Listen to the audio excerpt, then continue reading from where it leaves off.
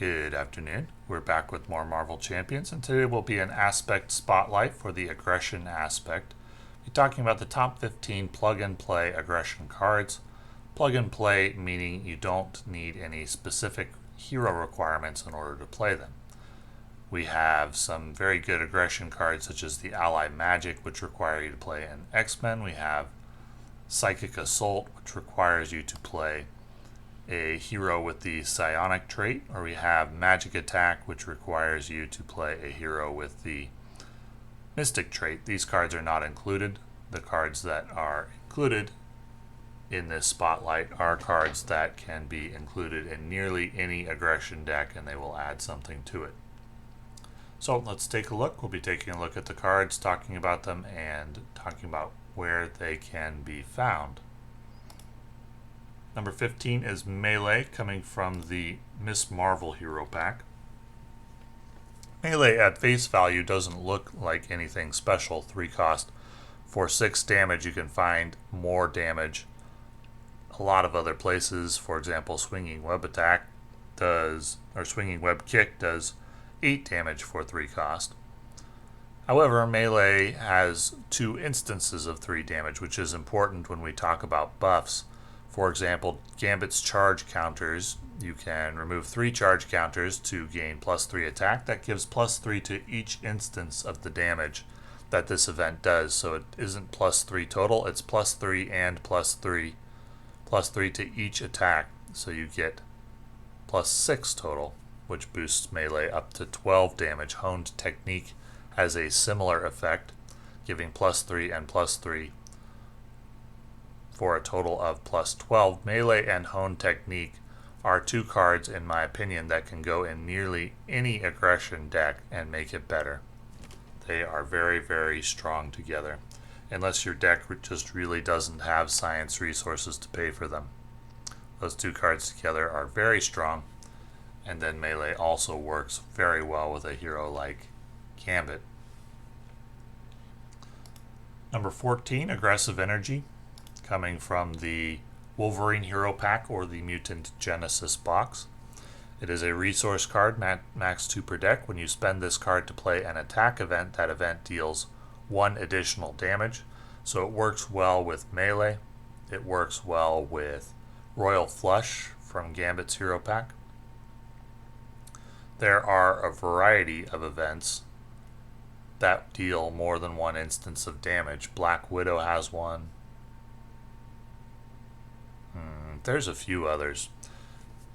This card doesn't just give 1 additional damage when you play it with an event that has multiple instances of damage. It can give +2 or +3 damage in addition to providing a resource. It's a great card, requires no setup to play, can go in any aggression deck which has attack events that deal multiple instances of damage, and it will be good. And even when it's bad, it still is generating a resource in its worst case scenario, or it is just dealing 1 additional damage. It's a great plug and play card for the aggression aspect. Can work in nearly any aggression deck. Number 13, we have Thor, Jane Foster. I kind of wish this card had been titled Mighty Thor. Anyway, comes from the Wasp hero pack. 4 cost, 1 thwart, 2 attack, 4 health. After you play Thor from your hand, deal 2 damage to the villain, 3 damage instead if you paid for this card using a strength resource. So for your 4 cost, you get 9 damage if you pay for this using a strength resource, and a chump block. That's great value for 4 cost. And this can work in any deck, really. It's light on thwarting, but all of the aggression allies are. And typically what you would pay for a hero event in terms of damage would be something like 3 cost for 8 damage. So in the case of Mighty Thor, Jane Foster, you're paying 1 additional cost, and you get an extra 2 damage, or you get an extra 1 damage, because you get 9 total with this card. So you get an extra damage and a chump block for 1 cost. That's great. Great value. Most allies are better value than events generally. The only downside is you don't get it in burst damage. So with an event, you get it with burst damage. But for the extra value, this is acceptable. And this is a great card to put in nearly any aggression deck. Number 12, we have Valkyrie coming from the Thor hero pack. Similar situation as with Jane Foster. 3 cost, 1 thwart, 2 attack, 3 health. After Valkyrie enters play, deal 2 damage to a minion, 3 damage instead if you paid for this card using a lightning resource. So you get 7 damage for 3 cost, and then you also get a jump block. It's great value. Jump blocking in general is great value. And what we get with both Thor and Valkyrie is direct damage from the enters play response. And that's what we're looking for from aggression. We're looking for damage. We're looking for efficient damage, because a lot of the aspect cards are not very efficient, and they're designed not to be, because, well, I think the design philosophy is that they didn't want aspect cards trumping hero-specific cards generally. So the hero-specific cards are always going to be the strongest, or nearly almost always going to be the strongest cards in the game, and then the aspect cards are intended to help you fill out your role, your place in the team comp. Now, if you're playing solo, aggression isn't very strong, except in certain scenarios that have a rushdown strategy available. But in a team comp, the aggression's role is damage, and Valkyrie and Thor, Jane Foster, both fulfill that role very well, providing damage that is nearly equivalent in terms of the cost efficiency to hero-specific cards, if not superior, when you count the value of the chump block. Number 11, Hall of Heroes, coming from the Thor hero pack or the Valkyrie hero pack. 2 cost support. After you defeat a minion, place 1 glory counter here. Alter ego action, exhaust Hall of Heroes and remove 3 glory counters from it, draw 3 cards. All you really need to get good value out of this card is to draw 2 cards with it. So if you can defeat 2 minions, flip to alter ego and remove the glory counters, you'll have gotten good value out of this card. If you get 3 cards out of it, it's exceptional. If you get more than that, you're looking at one of the best cards in the game. It's hard to pull off in solo with this card. I wouldn't necessarily recommend this card for solo, because we don't want to be flipping to alter ego in solo. But in multiplayer, I would include this in nearly every aggression deck that I play, because the card draw is very high value for the cost of this card, and it only really requires that the game go on for a while, and that's typically going to happen in a multiplayer game. I like this card for multiplayer a lot. I think it's a very, very strong card, and I would include it in pretty much every aggression deck that I run in multiplayer. Number 10, we have Brawn, coming from the Hulk hero pack. Well, if you've been keeping track, you'll note that most of the hero packs that these cards are found in are not very good. The heroes aren't very strong. That's unfortunate. Most of the good aggression cards are found in hero packs that you probably wouldn't want to buy otherwise. Too bad. But anyway, let's take a look at Brawn. 3 cost ally, 1 thwart, 1 attack, 5 health. After Brawn attacks, remove 1 threat from a scheme. So for your 3 cost, you get 4 damage and 4 threat reduction, and then a jump block. That is phenomenal value. He has to stay on the board for 4 turns in order to take full advantage of his value. But if you can do that with him, you get very, very strong value. In Justice, it's not uncommon to find events that remove 4 threat for 3 cost. So with Brawn, you get the 4 threat, and then you get 4 damage additionally, and a jump block thrown in for free. That's just very, very strong.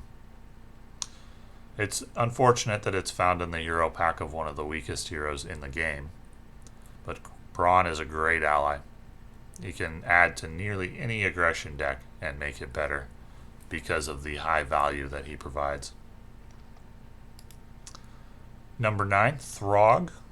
Puddlegulp comes to us from the Valkyrie hero pack. He's a 2-cost ally with 1 thwart, 2 attack, and 2 health. After Throg enters play, give him a tough status card if you are engaged with the minion. So the way that you get full value out of this ally is you play him while you are engaged with a minion. You use him to block a boss attack with his toughness. Then you attack for 2. Then you use him to chump block. And if you can do that, then you're looking at one of the most cost-efficient cards in the game, with 2 boss attacks tanked and then also 2 damage for 2 cost. That is incredible value. If you have to use him in a somewhat less efficient manner, for example, if you need him to do damage right away, he's still pretty good value as long as you get that tough status card. If you have to use him in a situation where you are not engaged with a minion, then he's not very good. He's not god-awful. He'll still give you something, but he's not very good. So if you know that you're playing against a scenario that doesn't have a lot of minions, you may not want to include Throg, but as long as the scenario has a lot of minions, you can get phenomenal value out of Throg if you're able to use him in the most efficient way possible. Number 8, we have Bring It, coming from the Drax hero pack. 0-cost event, max 1 per phase, draw 1 card for each minion engaged with you. If you just draw 1 card with this, it's neutral value. It cycled itself. If you can draw 2 cards with it, it's great value. Anytime you can draw 2 cards for the price of 1 card, you're doing really, really well. And if you can draw 3 or even 4 cards, then you're looking at one of the best cards in the game. Again, not very good with scenarios that don't have a lot of minions. In scenarios that do, such as Ultron, for example, this card is incredible and can really save you and help you to defeat a scenario that you otherwise would have struggled with. So this card makes its way pretty high up my list of good aggression cards because card draw is very rare in this game. And Bring It is, along with Hall of Heroes, these are the best ways to draw cards out of the aggression aspect. Now they are limited to scenarios in which you can rely on minions coming to the table, but when you can, that's when aggression really shines with Bring It and Hall of Heroes. Number 7, Honed Technique, coming from the Nova hero pack. This is one of my favorite aggression cards. The combo potential with it is amazing. With Honed Technique, 3-cost upgrade, it requires 2 science resources. I haven't found that to be too difficult of a requirement to meet generally. When you play an aggression attack event, if you paid for that event using a science resource, increase the amount of damage that event deals by its printed cost. With melee, that can boost the damage by 6, doubling the damage output of the card. You only really need to do that twice, or if you melee and then you also get damage off of an uppercut or something like that, then you're looking at 9 damage for 3 cost. That's not difficult to do. This is a very, very strong card. I wish it worked with all attack events instead of just aggression attack events. If it worked with all attack events, we'd be looking at one of the strongest cards in the game. But unfortunately, it only works with aggression attack events. Still, this card is so strong that it's a card you can build a whole deck around, including aggression attack events that you would not otherwise include. I used this in my Gambit playthrough, I believe, combined with other cards to buff melee up to a 20 damage card and down phase 2 of Sabretooth with 1 card play. Honed Technique has incredible potential, and it's a card that I expect more combos for it will become available as more heroes are released. The only reason this card isn't number 1 in my aggression list is because it requires aggression attack events, and unfortunately most of the aggression attack events are not that efficient, and I don't usually like playing inefficient cards even if they combo together to become something better than the sum of their parts. But in the case of Honed Technique, the combos are so powerful that I'm willing to play less efficient cards in order to make them work. So I highly recommend this card for aggression decks. It's very, very strong. Number 6, Tigra. Greer, Grant, Nelson, coming to us from the core set. 3-cost ally, 1 thwart, 2 attack, 3 health. After Tigra attacks and defeats a minion, heal 1 damage from her. The reason Tigra makes her way so high up this list is that she has the ability to go infinite. Because if she attacks and defeats a minion, she heals the consequential damage. And that means she can stay on the board indefinitely, which is very, very strong. It's hard to find indefinite sources of damage. For 3 costs, we'll take the 2 attack every round if we're defeating minions, and in scenarios like Ultron, you will be using that every single round. As with a few of the aggression cards, if you're facing a scenario without a lot of minions, then Tigra isn't that good. If all you get out of her is 4 damage and a jump block, she's not that good. But if you can use her at least once, preferably twice, to attack and defeat a minion, she becomes very high value, and if you can do it more than that, she becomes exceptional. So with the ability to go infinite, she gets to be very high up this list of our top 15 aggression cards. And it's a card that nearly everyone has coming from the core set. Number 5 is Thor Odinson, coming from the Valkyrie Hero Pack. 3-cost ally, 1 thwart, 3 attack, 3 health, and he has toughness. When Thor attacks a minion engaged with a player, spend a lightning resource, resolve this attack against each minion engaged with that player in the order of your choice. This is a very versatile ally. There are multiple ways that you can play him. You can use his toughness to tank a boss attack and then attack for 3 and then tank another boss attack. That's a very efficient way to use Thor. You can use him to attack for 3 twice and then tank a boss attack. And that's efficient and that's great. If you can use him to attack a minion and then resolve the attack against another minion for 1 cost, even better. A lot of options with Thor. He's a great card. He can really save you by clearing the table out if you've got a lot of minions engaged with you. And in a multiplayer game, he can do this for another player. So you can bail out one of your teammates. Makes Thor one of the best allies, one of the best aggression allies in the game. Really, really like this card, and I would include it in nearly every aggression deck that I make. Unfortunately, he comes to us from the Valkyrie Hero Pack, and Valkyrie is one of the weakest heroes in the game. It's just the nature of the aggression cards. All of the aggression-focused heroes, the heroes that you would think of as aggression heroes, I think the developers were worried about them being too powerful, and so they all got kind of over-nerfed in different ways. But the hero packs do contain some pretty powerful aggression cards. Number 4 is Sunfire.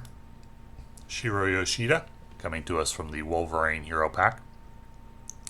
2-cost ally, 1 thwart, 2 attack, and 2 health. After you play Sunfire from your hand, spend a lightning resource, choose an attachment with the text Hero Action or Hero Response, and discard it. The attachments which have the text Hero Action or Hero Response typically cost 2 or 3 resources to remove. So Sunfire gives us the ability to remove a card which would typically cost 2 or 3 resources for the cost of 1 resource. So he saves us 1 resource, or he saves us 2 resources. So we could look at this card as actually costing only 1 resource or even 0 resources. And for the cost of 1 resource or 0 resources, we also get 2 attack and a jump block, which is very, very strong value. So I like Sunfire a lot. I would include him in most aggression decks, the only exception being if I knew I was facing a scenario in which the boss would not have any attachments with Hero Action or Hero Response. In that case, I would not include Sunfire. Otherwise, Sunfire is an auto-include, and he also comes from a very strong hero pack. Wolverine's a very, very good hero, an easy hero to recommend.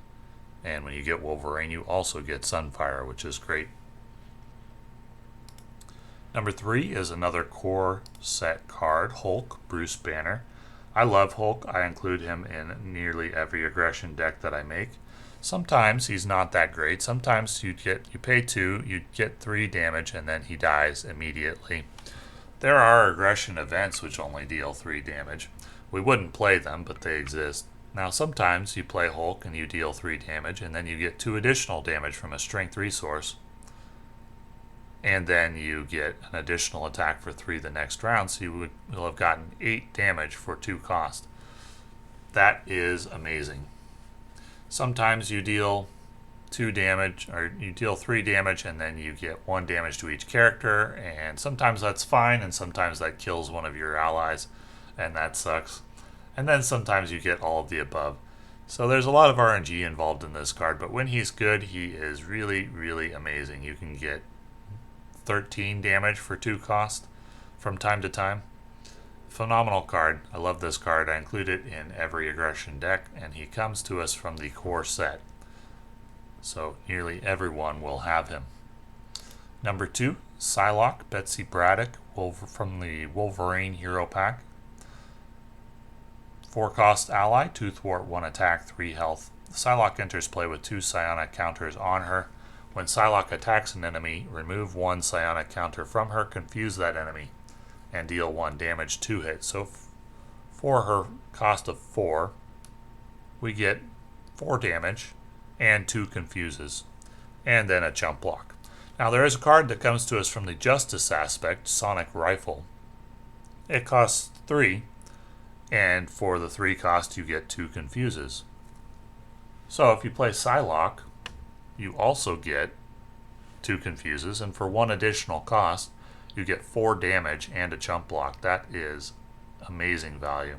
Sonic Rifle sometimes gets played, which means Psylocke should nearly always get played because it provides so much more value than Sonic Rifle can. The only downside is that she has to sit on the table for a bit because you don't often need to confuse a boss in back-to-back rounds. Though you have that option, one of the things you can do with her is flip to your alter ego with Psylocke on the table, confuse the boss, and then you can just stay in alter ego. It's rare that you have the ability to stay in alter ego because typically you can't allow the boss to scheme for 2 rounds in a row. But Psylocke gives you the ability to stay in alter ego for more than 1 round. She can attack and confuse the boss 2 times in a row while you sit in alter ego and take care of whatever you want to do there. And there are some heroes that really like to set up big turns from the alter ego. Psylocke gives the ability to do that. This is a phenomenal card coming from the Wolverine Hero Pack and my pick for number 2 in the aggression aspect. And number 1 is Wolverine, Logan, coming from the Mutant Genesis expansion box. 4 cost, 1 thwart, 3 attack, and 4 health, and Wolverine's attacks gain piercing. After your turn begins, heal 1 damage from Wolverine, which means he has the ability to stay on the table for as long as you need him to. For 4 cost, you could thwart for 1 every round for the rest of the game if you want to. You can use his attacks when you see a toughness card, take out the toughness, and deal 3 damage, and then leave him to heal up. He can be whatever you want him to be, and the value he can generate is infinite. The only downside being that he takes up one of your ally slots. But Wolverine is a card that I would include in every single aggression deck. I cannot imagine a scenario, at least for the foreseeable future, where I wouldn't want Wolverine in my deck, unless I was playing the Wolverine hero, who's a very strong hero. But if you're not playing Wolverine hero and you're playing aggression, I believe this card belongs in the deck. It's a phenomenal ally.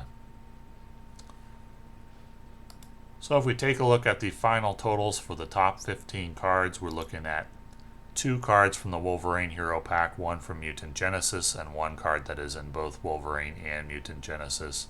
2 cards from the Valkyrie Hero Pack, 1 from Thor, and 1 card that is in both Valkyrie and Thor. Then 2 from the core set, and 1 from Nova, Wasp, Miss Marvel, Drax, and Hulk. Unfortunately, most of those are from hero packs that you probably wouldn't want to buy if it weren't for the good aggression card in the hero pack. So, for players who are trying to fill the aggression role for a multiplayer group. Well, I hope the other players in the group appreciate your sacrifice if you're trying to field the best aggression deck possible and you pick up some of these hero packs that are otherwise lackluster, because you won't be getting much from some of these heroes. Now, aggression overall, I have ranked as the third best aspect for solo play. Leadership being number 1, protection being number 2, and aggression being number 3. The go-to for most heroes is leadership, and protection is the choice when a hero has 3 defense or 2 defense and a strong defensive ability like Shadowcat has. Otherwise, we go with leadership. However, aggression has its place, and its place is in scenarios where a rushdown strategy is available, and there are some, including some very hard scenarios such as Ronin. There's a pretty decent Captain Marvel aggression deck which is capable of beating Ronin, and now there are some Wolverine and Gambit aggression decks that are a lot of fun to play and very strong against certain scenarios. I still think that leadership is better for Wolverine. However, for Gambit, aggression is my preferred way to play Gambit. I'm not sold that it is the strongest way to play Gambit yet, but I think it's a contender, and it is very, very fun. Some hilarious things happen when you play aggression Gambit, and in a multiplayer game where you can freely flip to alter ego in order to thwart if you need to. Gambit may be the strongest aggression hero in the game for multiplayer, and he's very, very fun to play. So anyway, that is my opinion on the top 15 plug and play aggression cards, and we'll be doing the same thing for the justice, leadership, and protection aspects. So thank you for watching.